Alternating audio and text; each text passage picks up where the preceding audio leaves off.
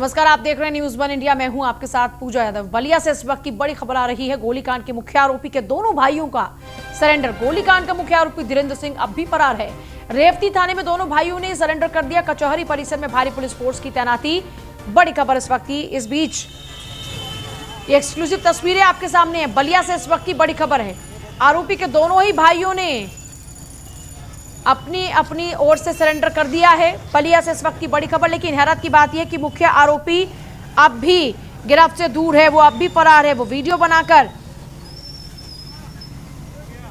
लगातार वायरल कर रहा है। गोलीकांड के मुख्य आरोपी के दोनों भाइयों का सरेंडर।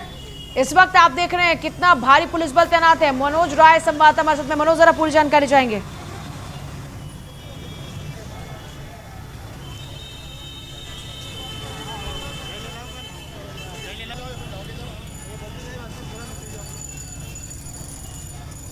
मनोज राय मेरे सहयोगी। मनोज, आवाज पहुंच रही है आप तक? क्या अपडेट है, क्या कुछ तस्वीरें? फिलहाल दोनों भाइयों का सरेंडर, लेकिन मुख्य आरोपी कहां? जी, अभी मैं रेवती थाने पर मौजूद हूँ, जहाँ की अभी सूचना मिल रही थी कि मुख्य आरोपी सरेंडर कर चुका है। लेकिन यहाँ थाने का परिदृश्य कुछ अलग है। यहाँ पर उनके सगे दो भाई सरेंडर कर पाए हैं, जिनमें एक का नाम देवेंद्र है और दूसरे का नाम नरेंद्र प्रताप सिंह है, जो मुख्य आरोपी धीरेन्द्र प्रताप के भाई है। अभी पुलिस जो है उनकी गिरफ्तारी के लिए प्रयास कर रही है। लेकिन अभी जो अपडेट है, थाने पर केवल दो उनके सगे भाई और कुल मिलाकर 5 लोग ही सरेंडर कर पाए हैं। जब जी मनोज, एक तरफ ये जो अभी सरेंडर किया जा रहा है, इसके पीछे की क्या कुछ खास वजह? विधायक महोदय तो यहाँ पर बिल्कुल साथ में खड़े हुए हैं, लेकिन दूसरी तरफ अब ये सरेंडर कर रहे हैं, वो उनका पक्ष ले रहे हैं। ये हो क्या रहा है वहाँ? जी, जैसा कि अभी विधायक बैरिया भी मौजूद है यहीं डाक बंगले में, और उनका कहना है कि ये लोग सरेंडर किए हैं। कहीं न कहीं प्रशासन अब दबाव बनाए हुए है सरेंडर करने के लिए, और अब तक उनके पक्ष दूसरे पक्ष की कोई शिकायत नहीं दर्ज की गई है। लाख बीजेपी के विधायक उनके साथ खड़े हैं, लेकिन कहीं न कहीं योगी सरकार में प्रशासनिक अधिकारियों के सामने विधायक की नहीं चल रही है, और यही वजह है कि उन्हें आज सरेंडर करना पड़ रहा है। जिन भाइयों ने सरेंडर किया है, उनकी ओर से सरेंडर से पहले कुछ कहा गया क्या? जी, अभी जो सरेंडर किए हैं उनको मेडिकल के लिए ले जाया गया है। अभी थाने पर थोड़ी देर बाद फिर मौजूद होंगे, लेकिन उनसे बात करने के लिए पुलिस इजाजत देगी तो बात किया जा सकता है। ऐसे तो बात नहीं किया जा सकता, इसलिए कि आरोपियों में से वो दोनों लोग हैं। ये जो पक्ष है, आरोपी पक्ष, इनकी ओर से कहा क्या जा रहा है अभी? कोई नया बयान, कोई नई बातचीत? क्योंकि ये लोग तो खुद को पीड़ित बता रहे हैं। जी, आरोपी के तरफ से जो महिलाएं हॉस्पिटल में मेडिकल के लिए पहुंची थी, उनका कहना था कि पुलिस हमारे यहाँ जितना ज्यादती की है, घर का सारा सामान तोड़ दिया है, और घर के जो भी घर गृहस्थी के सामान थे सारे तोड़ ताड़ दिए गए थे। यहाँ तक भी सूचना मिल रही थी कि पुलिस अगली कार्रवाई करने के लिए भी कृत संकल्पित थी कि आगे भी दबाव बनाने का प्रयास किया जाएगा, जिससे कहीं न कहीं आरोपी पक्ष का मनोबल टूट गया और वह जो है सरेंडर के। खुद प्रवीण हमारे साथ में इस वक्त है। प्रवीण जी, दोनों भाइयों का सरेंडर?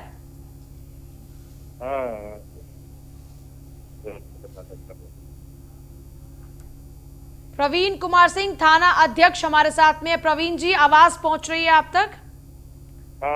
दोनों भाइयों का सरेंडर है। सरेंडर की प्रक्रिया क्या कुछ चल रही है, जरा पूरी जानकारी चाहेंगे आपसे। मैंने सरेंडर कोई नहीं किया।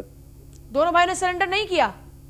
मैंने दो अभी गिरफ्तार है, सरेंडर नहीं किया। अच्छा, गिरफ्तारी हुई है। तो कहां से आप लोगों ने इनको पकड़ा? ये आपकी कार्रवाई का हिस्सा है? हाँ, गिरफ्तारी है। और बाकी जो मुख्य आरोपी है वो कहाँ है? अभी उसके बारे में कोई जानकारी नहीं मिल पा रही है। इनके भाइयों से पूछताछ, परिवार के लोगों से पूछताछ कहाँ है धीरेन्द्र सिंह?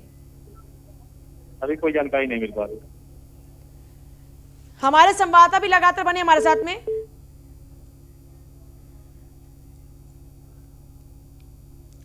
देखिए, फोनो जो हमारा चल रहा था थाना अध्यक्ष के साथ में, उन्होंने फिलहाल फोन रख दिया, लेकिन वो ये कह रहे हैं कि ये सरेंडर जैसी कोई बात नहीं है। ये सरेंडर नहीं है, ये गिरफ्तारी है हमारी।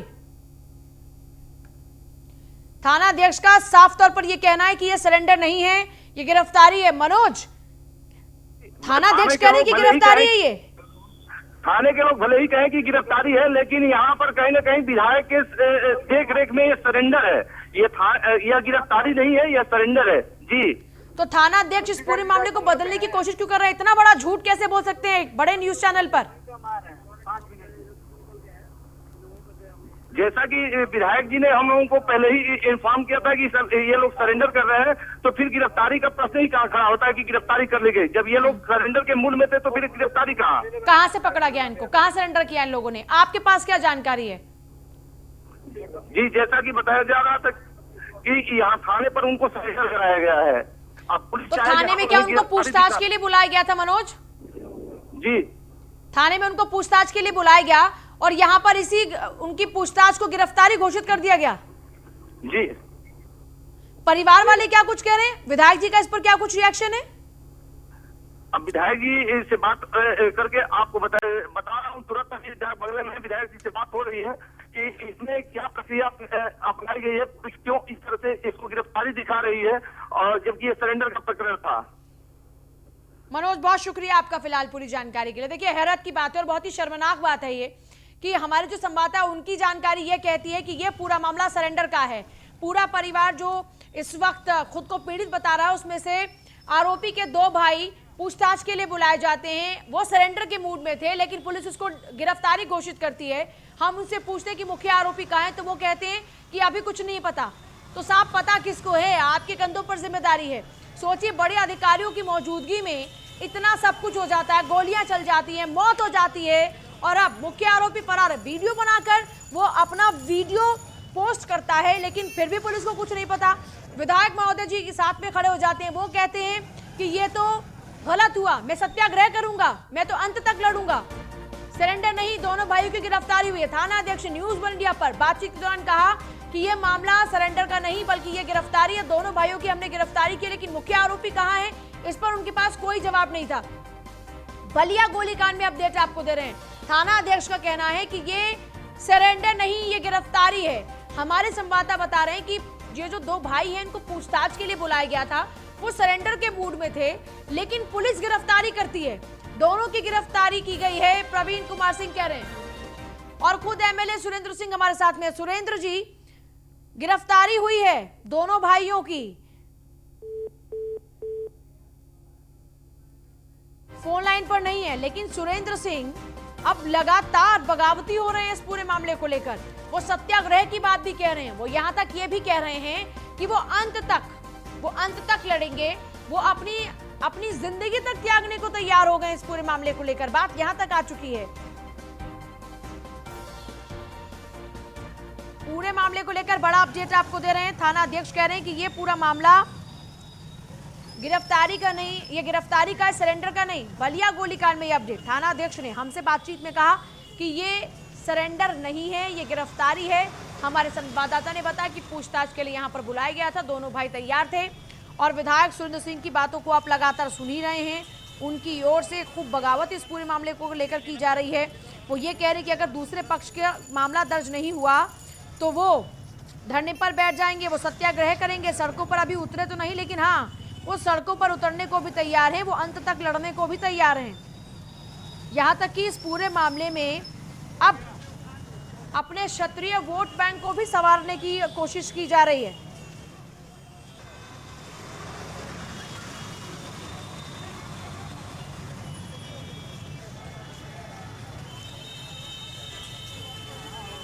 देखिए, जानकारी ये भी है कि बीजेपी के जो बयान भी रहे सुरेंद्र सिंह, आमतौर पर आपने सुरेंद्र सिंह को बयान देते हुए बहुत बार सुना होगा, यहाँ तक कि अपने सरकार के खिलाफ भी मोर्चा खोलने में कोई परहेज नहीं किया।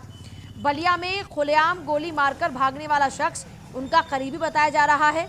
उत्तर प्रदेश में बीजेपी से जुड़े अधिकतर विवादित बयान सुरेंद्र सिंह के मुखर बिंदु से ही निकलते हैं। और सुरेंद्र सिंह खुद जुड़ गए हमारे साथ में। सुरेंद्र जी, दोनों भाइयों की गिरफ्तारी हुई है, कोई सरेंडर नहीं है। फोन लाइन पर शायद आ नहीं रहे हैं या तो सुरेंद्र सिंह, क्योंकि बार बार हमारी टीम उनको जोड़ रही है और वो बार बार फोन काट रहे हैं। लेकिन इस मामले में कोई दो राय नहीं कि सुरेंद्र सिंह से ये पूरा मामला जुड़ चुका है और एक ताजा विवाद उनके नाम पर पैदा हो चुका है। एक ऐसा विवाद जो सवाल खड़े करता है संस्कारों की राजनीति करने वाली भाजपा पर भी, एक ऐसे विवाद जो सवाल खड़ा करता है यूपी की कानून व्यवस्था पर भी, एक ऐसा विवाद जो सवाल खड़ा करता है पुलिस की निष्पक्षता पर भी। दरअसल गुरुवार को कोटे की दुकान उसके आवंटन को लेकर उत्तर प्रदेश के बलिया में जमकर फायरिंग हुई। इस फायरिंग में एक शख्स की मौत हो गई। मौके पर मौजूद खुद एसडीएम थे और सीओ थे। वीडियो में साफ दिख रहा था कि पुलिस वाले आरोपी को पकड़ने की कोशिश करें, लेकिन फिर कैमरा बंद हो जाता है और आरोपी गायब। मृतक के भाई तेज बहादुर पाल की माने तो पकड़े जाने के बाद धीरेन्द्र को पुलिस ने भगा दिया। आरोप बड़ा है पीड़ित की जुबानी। हम लगातार आपको बयानबाजी भी सुना रहे हैं, क्या कुछ उनकी ओर से कहा जा रहा है। इस बीच जो खुद आरोपी है वो वीडियो बनाता है, पोस्ट करता है, जरा सुनिए कैसे सफाई दे रहा है वो। मैं धीरेन्द्र प्रताप सिंह डब्लू, पूर्व सैनिक संगठन अध्यक्ष बैरिया बलिया, ग्राम सभा दुर्जनपुर हनुमानगंज। कल 15 तारीख को जब हमारे यहाँ कोटे की दुकान का आवंटन होना था, उसमें उप जिलाधिकारी महोदय सुरेंद्र पाल जी और हमारे क्षेत्राधिकारी चंद्रकेश सिंह, बीडीओ गजेंद्र सिंह यादव और एसआई सदानंद यादव सारे लोग आए थे। इससे पहले मैंने कई बार एसडीएम महोदय को और अपने बीडीओ को बार बार जा कर के मैंने पत्रक भी दिया है कि सर हमारे यहाँ माहौल गंदा है, जिससे कोटे की दुकान की बात है तो आप बताइए किस बेस पे करना चाहते हैं।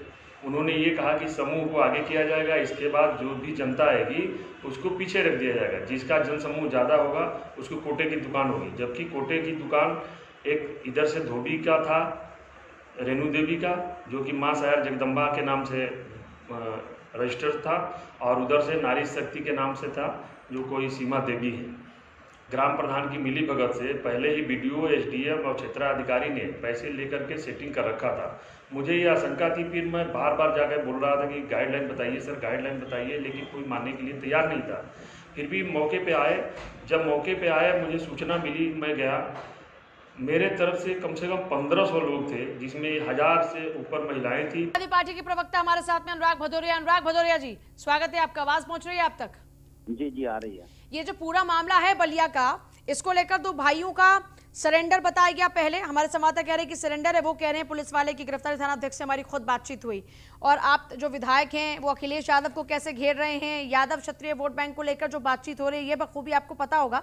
मैं पहले आपका पक्ष चाह रही हूँ कि क्या कहना चाहेंगे आप अब तक के इस पूरे विषय को लेकर। मुझे लगता है इतनी शर्मनाक राजनीति कोई कर सकता है कि किसी की मौत पे आप जात की राजनीति करोगे, धर्म की राजनीति करोगे। भारतीय जनता पार्टी का चेहरा और चरित्र एकदम जनता के सामने आ गया है कि इन्होंने अपने सपोर्टर के रूप में गुंडे पाल रखे हैं, जिससे लोगों को धमकाना, डराना, गोली चलवा देना, मरवा देना। आखिर आप बताइए, इसके 1 साल पहले इसके ऊपर चार्जशीट हुई थी, अब तक पुलिस ने इसको अरेस्ट क्यों नहीं किया था? उसके बाद इसका नतीजा ये हुआ कि उससे इतनी हिम्मत बढ़ गई कि उसने एसडीएम और सीओ के सामने गोली मार दी। आप अंदाजा लगा सकते हैं कि इस तरह के विधायक भारतीय जनता पार्टी में है, जिस तरह के गुंडों को पनाह दे रहे हैं। ये भारतीय जनता पार्टी का असली चेहरा, इसलिए उत्तर प्रदेश के अंदर में अपराध रुकने का नाम नहीं ले रहा है। उत्तर प्रदेश में अपराध रुकेगा कहाँ से? जब ये सपोर्टर के नाम पे गुंडे इन्होंने पाले भारतीय जनता पार्टी ने, तो कहाँ से अपराध रुकेगा? अपराध करने वाले सिर्फ भारतीय जनता पार्टी के लोग। अब ऐसा तो यही लगता है, और ये भी साफ जाहिर हो गया है कि उत्तर प्रदेश के अंदर में जिस तरह का जो अत्याचार बढ़ा है और दुराचार जो उत्तर प्रदेश के अंदर हो रहा है, मुझे लगता है ये इसमें जो बढ़ोतरी लगातार हो रही है, भारतीय जनता पार्टी इसको कंट्रोल करने में नाकाम इससे हो रही है, क्योंकि जहां कार्रवाई करनी चाहिए थी वहां नहीं कर रही है, और जो जहां नहीं करनी चाहिए थी वहां करती जा रही है। ये है असली अपराधियों को आज तक भारतीय जनता पार्टी बचाती चली आ रही है। लेकिन अनुराग भदौरिया, सुरेंद्र सिंह की अगर बात करें या फिर इनके अगर पिछले बयानों की बात करें, तो ये आमतौर पर अपनी सरकार के खिलाफ भी मोर्चा खोलने में कोई कमी नहीं छोड़ते। फिर बीजेपी ऐसे नेता का संरक्षक क्यों बनेगी? मतलब मैं आपसे समझना चाह रही हूँ ये।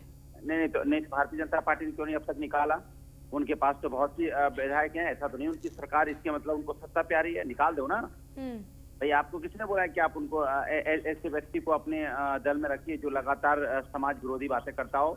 इसके मतलब है भारतीय जनता पार्टी, भाई आपकी आत्मा जितनी गंदी होगी उतनी गंदी शर्ट आप पहनेंगे, सीधी सी बात है। तो सुरेंद्र सिंह को रखकर क्या फायदा ले रही है बीजेपी? अरे भाई, आप सुरेंद्र सिंह की तरफ से हैं कि जनता की तरफ से सवाल पूछ रही हैं? मैं आपसे पूछ रही हूँ कि क्या फायदा ले रही है। आप तो समझ रहे हैं ना बेहतर तरीके से, जनता को बताइए। मैं आपको आपके जरिए जनता को बताना चाह रही हूँ। अरे जनता को बताइए ना कि भारतीय जनता पार्टी ऐसे लोगों को पाल के समाज के अंदर में भय का वातावरण पैदा करती है, और ये समाजवाद, ये भारतीय जनता पार्टी के लोग इस तरह को अपने गुंडों को साथ में रह के समाज के अंदर में एक ऐसा माहौल पैदा करती है जिससे धमक पैदा हो और डर के मारे कोई आगे निकले ही नहीं। कि समाज को डरा के धमका के रखना चाहते हैं। अगर आपको संजय सिंह विधायक से अगर प्यारे नहीं थे तब अब तक आपको पार्टी से निकाल देना चाहिए था ना। कितने सालों से आप उनको इस हम हमेशा बातें होंगी और आप उनको कुछ सर आंखों बैठा के रखेंगे। इसका मतलब क्या है? अब समाज के अंदर जिस व्यक्ति की हत्या हो गई, जिस व्यक्ति की मौत हो गई, क्या हमारे आपके बहस करने से उस परिवार का वापस आ जाएगा ठीक बच्चा? है, आराधना भी जुड़ गई मेरे साथ में। आराधना मिश्रा, कांग्रेस नेता। आराधना जी, स्वागत है आपका भी। ये पूरा मामला बलिया का प्रकरण तो आपके सामने है। समाजवादी पार्टी का कहना है कि बीजेपी ऐसे गुंडे नेताओं को पालकर रखती है ताकि इनकी धमक बनी रहे। कांग्रेस का क्या कुछ कहना है? देखिए, तो स्पष्ट हो गया है, प्रत्यक्षम प्रमाणम। आप देखिए, कल जिस तरह से लगातार हम ये आरोप लगाते थे कि भारतीय जनता पार्टी अपराधियों का संरक्षण कर रही है, इसीलिए अपराध नहीं कम हो रहा। चाहे वो उन्नाव की घटना हो, चाहे वो शाहजहांपुर की घटना हो, कानपुर की घटना हो, और अब ये बलिया की जो घटना है, इस बात ने तो स्पष्ट कर दिया है कि भारतीय जनता पार्टी के वो कार्यकर्ता थे। वहां के सिटिंग विधायक ने, एक वरिष्ठ विधायक है सुरेंद्र सिंह जी, उन्होंने स्पष्ट कहा कि ये हमारे कार्यकर्ता थे। इन्होंने संसद के चुनाव में भी पूरी तरह से मदद की और एक कार्यकर्ता के रूप में। और हम सबने ये देखा कि किस तरह से उस व्यक्ति ने 18 राउंड फायर किया, जहां पे एसडीएम सीओ मौजूद थे, सैकड़ों गांव के लोग मौजूद थे, और बेखौफ होकर के फायर किया, जिसमें एक व्यक्ति की मौत हो जाती है, कई घायल हैं, और वो व्यक्ति को पुलिस पकड़ती भी है और थोड़ी दूर ले जाकर के पुलिस उसको छोड़ देती है। तो ये तो संरक्षण प्राप्त है उस व्यक्ति को, किसके कहने पर उसको छोड़ा गया, और अब उसको पकड़ने की बात कर रहे हैं, सरेंडर की बात कर रहे हैं। ये नौबत ही क्यों आई? पहली बात, पुलिस पकड़ क्यों नहीं पा रही अभी तक मुख्य आरोपी को? हमने सारे आला अधिकारियों गिरफ्तारी घोषित करते हैं, गोली चलाई, एक व्यक्ति को मार दिया, उसके बाद उसको पुलिस पकड़ती है और छोड़ देती है। यही वजह है कि उत्तर प्रदेश में अपराध रुक नहीं रहा है, क्योंकि भारतीय जनता पार्टी के जो नेता हैं, भारतीय जनता पार्टी की सरकार है, ये लगातार अपराधियों का संरक्षण कर रही है, अपराधियों को बचा रही है। इसी वजह से आज उत्तर प्रदेश में जंगल राज। अच्छा, तो इस पूरे मामले में दोनों पक्षों के खिलाफ कार्रवाई होनी चाहिए, पूरी जांच पड़ताल नहीं होनी चाहिए? किसने गोली लगाई, चलाई, ऐसा माहौल क्यों पैदा हुआ? क्या दोनों एंगल से इस पूरे मामले की जांच नहीं होनी चाहिए? देखिए, ये मैं न्यायालय हूँ ना आप हैं, और ना ही कोई और है, ये एक न्यायालय का काम है।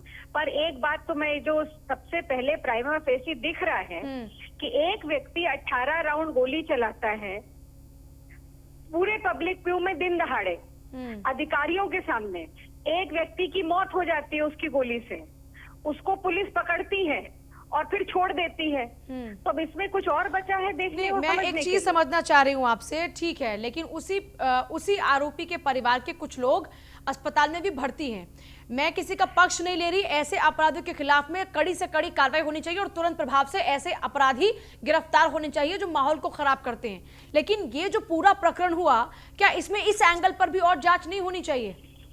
देखिए, जो भी कोई घायल है या कोई आहत है, उसके साथ पूरी संवेदना है हमारी, उस परिवार के साथ जिसके लोग घायल रहे होंगे। जरूर उनके जो भी वो कार्रवाई चाहते हैं वो होनी चाहिए, जांच होनी चाहिए। पर मैं, जो सवाल सबसे बड़ा खड़ा हो रहा है, इसको समझने का प्रयास करिए कि आखिर एक व्यक्ति, बाकी जो लोग घायल हुए हैं उनके परिवार के हैं, उनको न्याय मिलना चाहिए, मेरा उसमें कोई कोई संशय नहीं है मैं इस बात पे। पर ये मुझे जानना है, ये सरकार जवाब दे कि आखिर जो धीरेन्द्र सिंह अभियुक्त है, इसकी इतनी हिम्मत कैसे हो गई कि सीओ और एसडीएम के सामने, सैकड़ों लोगों के सामने वो गोली चलाता है और वो भाग जाता है वहां से, पुलिस उसको अरेस्ट करती तब भी भाग जाता है। तो सवाल ये उठ रहा है, आज चर्चा का विषय ये नहीं है कि किसको चोट लगी है और किसको नहीं लगी है। आज विषय ये है कि भारतीय जनता पार्टी में इस तरह की घटनाएं आखिर क्यों हो रही हैं, क्यों पुनरावृत्ति हो रही है इन घटनाओं की? इसलिए क्योंकि इस तरह के लोगों को संरक्षण मिल रहा है सरकार द्वारा। आज भी आप देखिए, जो माननीय विधायक जी का बयान आया है लगातार कल से लेके आज तक, वो बराबर बचाव कर रहे हैं। ये न्यायालय का काम है कि सही कौन और गलत कौन है। ना हम निर्णय ले सकते हैं, ना आप ले सकते हैं, ना विधायक जी ले सकते हैं। नहीं, लेकिन जब मामले की जांच होगी तब तो क्लियर होगा ना। बिल्कुल, तो न्यायालय में जब ये तो पंजीकृत हुआ मुकदमा, न्यायालय में तो चलेगा ही चलेगा, है ना? वही तो मैं कह रही हूँ आपसे कि पुलिस की गलती किसकी थी, जब या खुद वहां पर अधिकारी मौजूद है, सबसे बड़ी बात तो ये कि स्थिति स्पष्ट नहीं की जा रही।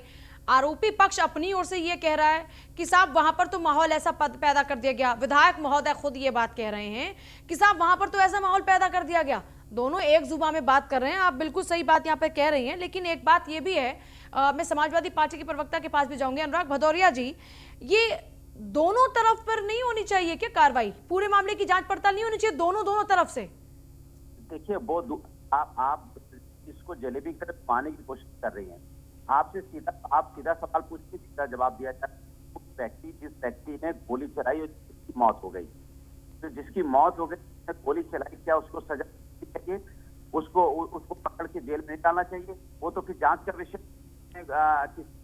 लोगों को चोट आई, जांच होगी, पता रहेगा। इस तरह का भाजपा पार्टी का जिस तरह से वही अपराधी को भारतीय जनता आप खुद भी तो ये बात कह रहे हैं ना कि मामले में जांच होनी चाहिए, आप खुद भी तो ये बात कह रहे हैं। यही बात अगर मैं कहूं तो आप मुझ पर आरोप लगा रहे हैं, मैं भी तो यही बात कह रही हूँ ना अनुराग भदौरिया जी। नहीं, आप वो बात कह रहा हूँ कि जिसने गोली आप चलाई अपने है, अगर तरीके से लेंगे बात तो फिर तो आप कुछ भी बात लगा सकते हैं उसको। आप ज्यादा बोलिए, मैं तो बोल रहा हूँ, वो भी मुझे पता है क्या आप बोल रही हैं। मैं कह रहा हूँ कि एटीएम के सामने एक व्यक्ति गोली चला की हत्या कर देता है, फिर कहाँ पे जांच ऐसे अपराधी को पकड़ना बहुत जरूरी है। नहीं पकड़ पा रहे तो ऐसी पुलिस की आवश्यकता कम से कम उत्तर प्रदेश के लोगों को तो नहीं है, मैं इस बात को कह रही हूं। बहुत शुक्रिया आप दोनों का ही इस पूरी बातचीत के लिए। देखिए, बहुत ही शर्मिंदगी की बात है कि उत्तर प्रदेश में बार बार ऐसे मामले क्यों सामने आ रहे हैं और विधायक क्यों ऐसी लड़ाई में कूद कर आ रहे हैं सामने। आरोप ये लगा जा रहा है विपक्ष के द्वारा कि ये खुद गुंडागर्दी कराते हैं और ऐसे गुंडों को पालते हैं अपनी धनक को बनाए रखने के लिए, और इसलिए ये ऐसे लोगों का संरक्षण करते हैं। लेकिन बीजेपी को आगे आकर ऐसे विधायक से अपना या तो पत्ता काट लेना चाहिए, वरना बीजेपी के ऊपर तो आरोप लगेंगे। नमस्कार।